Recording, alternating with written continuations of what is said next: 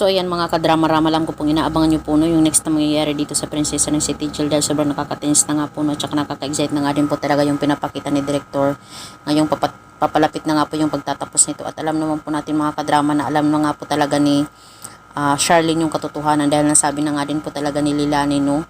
At dahil nga po talaga dito mga kadrama, sa tulong nga po talaga ni Don Julio dito nga po talaga kay Leilani, nasabi nga po talaga ni Leilani yung katotohanan.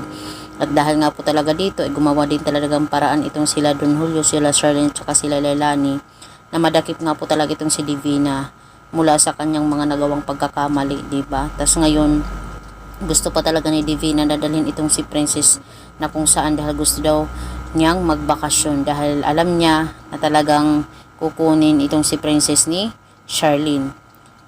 Kaya itong si Divina ay gagawa ng paraan para mailayo nga po talaga si Princess sa kanyang tunay na mga magulang na si Charlene at saka si Raymond para hindi sila maging masaya. Pero yun talaga ang pagkakamali ni Divina dahil mauunahan po talaga siya nila Don Julio na mahuli talaga siya ng mga pulis at balik talaga kulungan na naman itong si Divina. Kaya wala nang kawala dito si Divina kundi tanggapin na lang niya talaga yung katotohanan na makukulong na naman siya dahil po yan sa resulta or consequences ng kanyang mga nagawang kasalanan. Sa totoong buhay talaga mga kadrama ay lahat talaga pagbabayaran po talaga natin.